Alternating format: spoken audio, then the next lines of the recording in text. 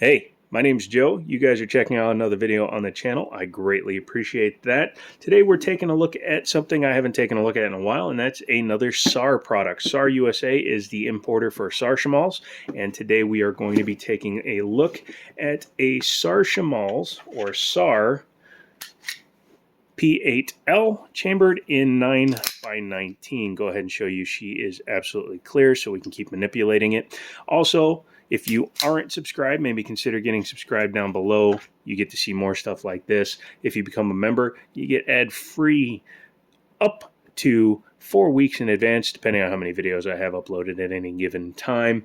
And you can help the channel grow a little bit more directly because you are actually giving me a little bit of that, the cheddar, the lettuce, the bread, and I will listen a little bit more intently to your suggestions because, well, you're bribing me basically, and I'm all for it. This gun came from Liberty Arms. They are a really decent set of people. I helped them set up their store. Transparency, I work there 1, maybe 2 days a month. I help them find inventory, but sometimes, like this gun, it just walks in out of the blue. This is actually a used firearm. That's why there's no manual or gun lock in the case, but this one came in on trade, and they have it currently for sale for $550, which in my opinion, for a full stainless CZ75 with upgrades, is not a bad price. We'll be taking a look at that in a second. Inside the box, you do get 2 magazines. Well, technically one is in the gun already, but you get 2 magazines, a sight adjustment tool, and an Allen key for the front or rear sight. I haven't messed with those yet, but maybe we will before the video is over. 17 round, they appear to be Mekgar mags. They aren't labeled, they just say SAR Shamals, but it's very much in the style of a Mekgar with the colored follower and all that jazz. Both of these are 17 rounders.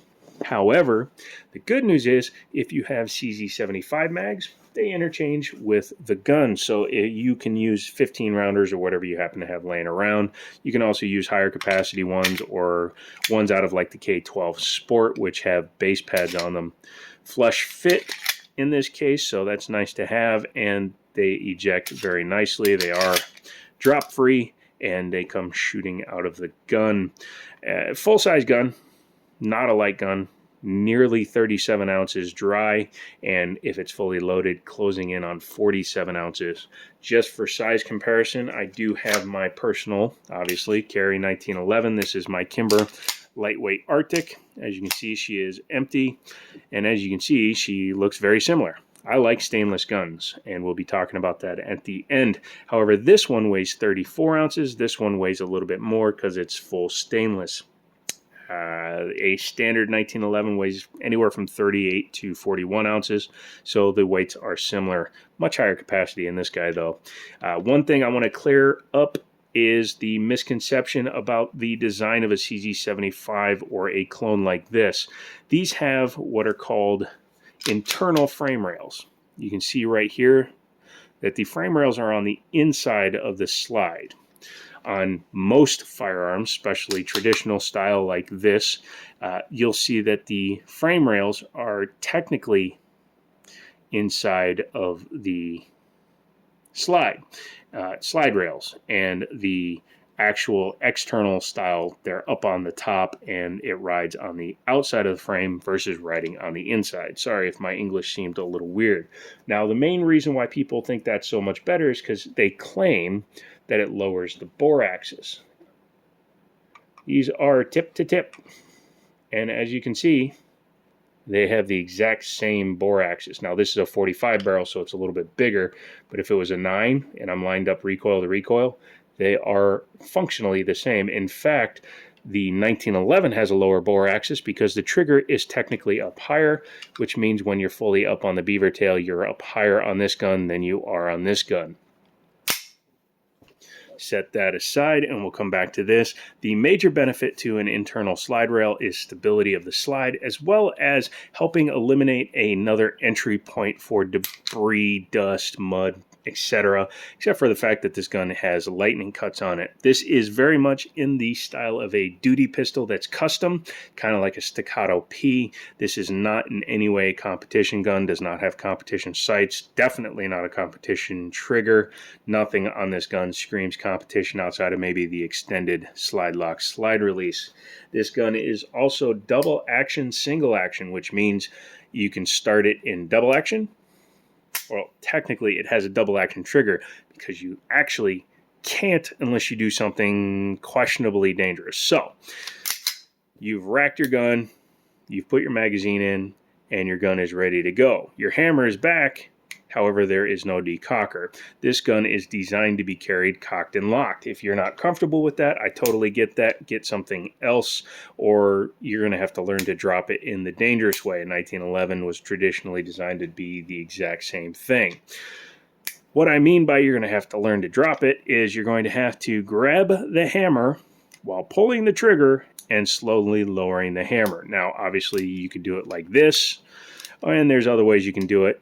But traditionally, if you're trying to be safer, grab it with your whole finger and then squeeze the trigger and lightly let it go. The reason that can be dangerous and really shouldn't be done unless you've had a lot more experience doing that is if you were to, say, try doing it this way and, I'm sorry, I'm so used to doing it the right way, but if you're not paying attention, you could drop the hammer and accidentally fire the gun, at which point that becomes a negligent discharge because you really shouldn't be doing that the wrong way. The benefit to a double action trigger like this is, number one, if you have a round that doesn't go off, you can just keep pulling without having to cycle the slide, so you have a chance to set off that round. Also, if you're going to be carrying and you're comfortable dropping the hammer back down and starting in double action, you get a much heavier trigger so you can tell if you're accidentally grabbing a piece of clothing while you're reholstering, etc., because they do make a short frame version of this gun that could be used for carry. The trigger itself is pretty straightforward. In double action mode, you can see it's very, very heavy. Well, very is probably a misnomer. I have a trigger gauge coming, but it hasn't arrived yet. But it's a very solid pull, comes all the way through, no real creep, no junk, and it's pretty much just what it is. There is another option too to lighten that first pull, and that is to bring the gun to what is called a quarter cock. Once you've done that, you can see it actually shortens the trigger pull by about half. So like on a modern polymer gun, you just pull it, take up, now you're at the wall, and you pull back a little bit more, and it goes. The third way is, again, if you are cocked and locked, and you're in single action mode, you can see how far back the trigger is compared to where it was for the other two positions, and it's a much lighter trigger. Supposedly, they're all between like 4.5 and 6 pounds. This one feels probably on the lighter end. Again, when I have the trigger gauge, I'll be able to put up exact numbers from now on. It does have traditional style CZ grips on it. However, it's got these cuts here, which don't really make much sense when you have completely flush fitting magazines, because you can't really grab the magazine at all. However, if you have mags with base pads on them, it would make it easier for stripping the magazines.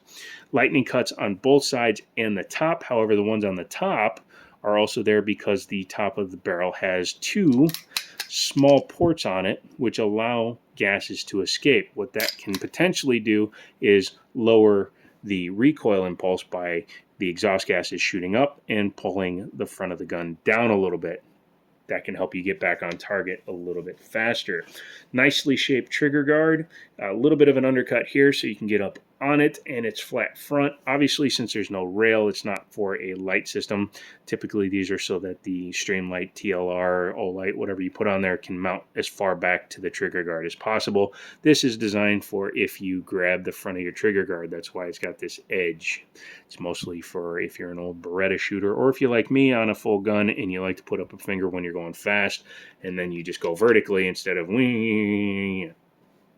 That's a technical term. Has adjustable sights on it, as you can see, adjustable for elevation and windage. The front sight is Allen key screwed in, and it is just a standard 3-dot arrangement. Yeah, not much going on there. This top is completely flat, which is nice. It's not serrated like on CZ75s, so it's not going to be as glare resistant. And a big chrome barrel and stainless slide can unfortunately get a little bit glary. My 1911 can do that in bright light. However, I have that fiber optic front, so helps mitigate that. It does have a window so you can see if the gun is loaded, like a Smith & Wesson or a SIG. The M17 lineup in M18. The nice external extractor here. And again, they did a little bit to lighten the slide a little bit. They took a little bit of material out of there as well. The big difference, of course, being this breech lockup style or ejection port lockup style, which makes this gun completely different from a standard CZ75, which again, I don't know why not many reviewers were even catching that, but that was glaringly obvious to me at first. In fact, let's go ahead and take a look at it. In order to do that, let's go ahead and lock the slide back, check it one more time. Yep, nothing in there. Drop the slide. Go ahead and bring the hammer back home. And then this is a tip I use. I bring it back to a quarter cock because CZs don't come back very far, and this is no exception. You can see these two dots here. Much like dominoes, you just get them matching. Ow! And pinch your finger in the trigger. And because this is a very tight slide lock slide release and takedown pin, I like to go ahead and use a magazine to pull it loose. Once you've done that, try not to lose that. And you don't need to pull the trigger because it is a hammer-fired gun. Well, there are striker-fired guns that don't need it either. Guide rod is not captive, but it's a very heavy piece of stainless steel, so you don't have to worry about that going boom.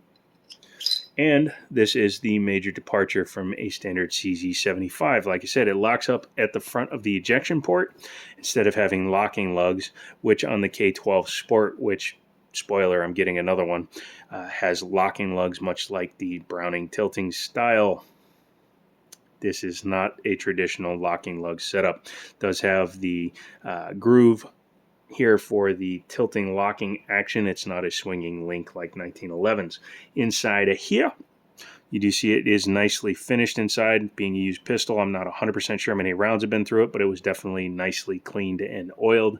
There's your firing pin block, and there is your firing pin right there. This comes down, and it gives you access to it. Very nicely made. Looking at the frame here, again, very nice, very nice, very nice. I've heard that some $25 triggers from like Galloway can definitely help the feel of these guns. If that's true, I may do it to the one I have coming. But as you can see, it's very simple design, very easy to work on, if you work on your own firearms, that is. The safety is usable in every position except for when the hammer is fully home and then it doesn't work, but you can, and I'll show you when we reassemble it, you can actually manipulate the slide with the safety in position. So is it a benefit? Who knows, but it's fun to do. Reassembly is the exact opposite. It's very easy to reassemble. Some guns have super hard time getting this down there, such as a Sig Sauer or a Browning High Power, but that guy, boom, back together. Make sure it's in a horizontal position. Take your slide and your frame.